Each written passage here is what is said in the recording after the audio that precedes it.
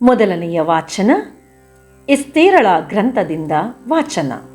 ಅಧ್ಯಾಯ 3, ವಚನಗಳು 12, 15-16 ಹಾಗೂ 23-25 ಮರಣ ಭಯದಿಂದ ಕಂಗೆಟ್ಟ ರಾಣಿ ಎಸ್ತೇರಳು ಸರ್ವೇಶ್ವರನ ಆಶ್ರಯವನ್ನು ಕೋರಿದಳು. ಇಸ್ರಾಯೇಲರ ದೇವರಾದ ಸರ್ವೇಶ್ವರನಿಗೆ ಪ್ರಾರ್ಥನೆ ಮಾಡುತ್ತಾ ಈ ಪರಿ ಮೊರೆಯಿಟ್ಟಳು. ನನ್ನ ಸರ್ವೇಶ್ವರ ಅರಸನೇ, ತಾವೊಬ್ಬರೇ ದೇವರು, ಒಬ್ಬಂಟಿಗಳು ನಾನು, ತಾವೇ ನನಗೆ ನೆರವು.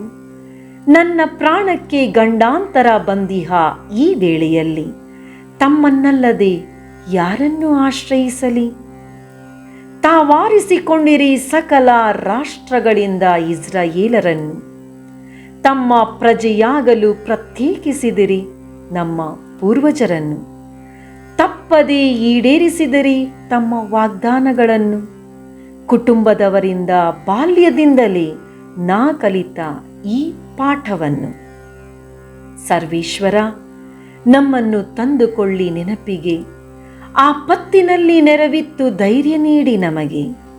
ರಾಜಾಧಿರಾಜ ಒಡೆಯ, ತಾವು ಸಕಲ ದೇವರುಗಳಿಗೆ ಕರುಣಿಸಿ ಸಿಂಹರಾಜನ ಮುಂದೆ ನಿಂತು ನಾ ವಾದಿಸುವಂತೆ, ಈ ರಾಜನು ಶತ್ರು ಹಾಮನನ್ನು ದ್ವೇಷಿಸುವಂತೆ, ಆ ಶತ್ರು ಹಾಗೂ ಅವನ ಸಂಗಡಿಗರು ನಾಶವಾಗುವಂತೆ ಸರ್ವೇಶ್ವರ ರಕ್ಷಿಸಿ ನೆರವಿತ್ತು ಈ ಒಬ್ಬಂಟಿಗಳಿಗೆ ಯಾರನ್ನು ಆಶ್ರಯಿಸಲಿ ನಾನು ತಮ್ಮನ್ನಲ್ಲದೆ?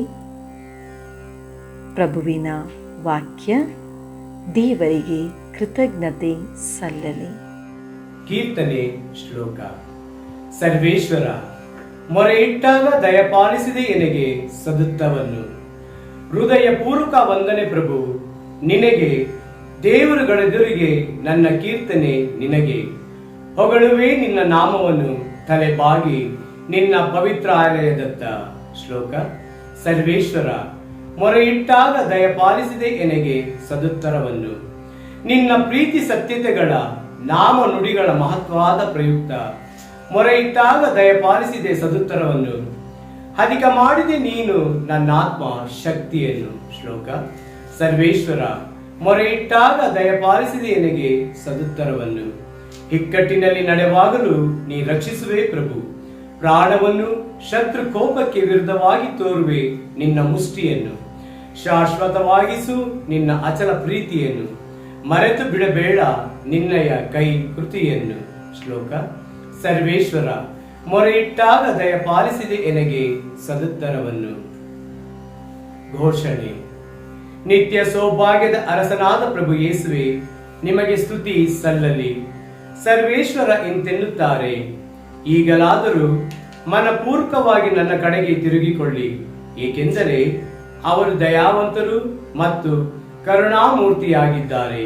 ನಿತ್ಯ ಸೌಭಾಗ್ಯದ ಅರಸನಾದ ಪ್ರಭು ಯೇಸುವೆ, ನಿಮಗೆ ಸ್ತುತಿ ಸಲ್ಲಲಿ. ಸಂತ ಮತ್ತಾಯರು ಬರೆದ ಪವಿತ್ರ ಶುಭ ಸಂದೇಶದಿಂದ ವಾಚನ. ಅಧ್ಯಾಯ 7, ವಚನಗಳು 7-12. ಆ ಕಾಲದಲ್ಲಿ ಯೇಸು ತಮ್ಮ ಶಿಷ್ಯರಿಗೆ ಹೀಗೆಂದರು, ಕೇಳಿರಿ, ನಿಮಗೆ ಕೊಡಲಾಗುವುದು, ಹುಡುಕಿರಿ, ನಿಮಗೆ ಸಿಗುವುದು, ತಟ್ಟಿರಿ, ನಿಮಗೆ ಬಾಗಿಲು ತೆರೆಯಲಾಗುವುದು. ಏಕೆಂದರೆ ಕೇಳಿಕೊಳ್ಳುವ ಪ್ರತಿಯೊಬ್ಬನಿಗೂ ಕೊಡಲಾಗುವುದು, ಹುಡುಕಿದವನಿಗೆ ಸಿಗುವುದು, ತಟ್ಟುವವನಿಗೆ ಬಾಗಿಲು ತೆರೆಯಲಾಗುವುದು. ನಿಮ್ಮಲ್ಲಿ ಯಾವನು ತಾನೇ ತನ್ನ ಮಗ ರೊಟ್ಟಿಯನ್ನು ಕೇಳಿದರೆ ಕಲ್ಲನ್ನು ಕೊಟ್ಟಾನು, ಮೀನನ್ನು ಕೇಳಿದರೆ ಹಾವನ್ನು ಕೊಟ್ಟಾನು? ಕೆಟ್ಟವರಾದ ನೀವೇ ನಿಮ್ಮ ಮಕ್ಕಳಿಗೆ ಒಳ್ಳೆಯ ಪದಾರ್ಥಗಳನ್ನು ಕೊಡಬಲ್ಲವರಾದರೆ ಅದಕ್ಕಿಂತಲೂ ಎಷ್ಟೋ ಹೆಚ್ಚಾಗಿ ಸ್ವರ್ಗದಲ್ಲಿರುವ ನಿಮ್ಮ ತಂದೆ ತಮ್ಮನ್ನು ಕೇಳಿಕೊಳ್ಳುವವರಿಗೆ ಒಳ್ಳೆಯ ಕೊಡುಗೆಗಳನ್ನು ಕೊಡಬಲ್ಲರು. ಜನರು ನಿಮಗೆ ಏನೇನು ಮಾಡಬೇಕೆಂದು ನೀವು ಅಪೇಕ್ಷಿಸುತ್ತೀರೋ ಅದನ್ನೇ ನೀವು ಅವರಿಗೆ ಮಾಡಿ. ಧರ್ಮಶಾಸ್ತ್ರದ ಹಾಗೂ ಪ್ರವಾದನೆಗಳ ಸಾರ ಇವೇ. ಪ್ರಭುವಿನ ಶುಭ ಸಂದೇಶ. ಕ್ರಿಸ್ತರೇ, ನಿಮಗೆ ಸ್ತುತಿ ಸಲ್ಲಲಿ.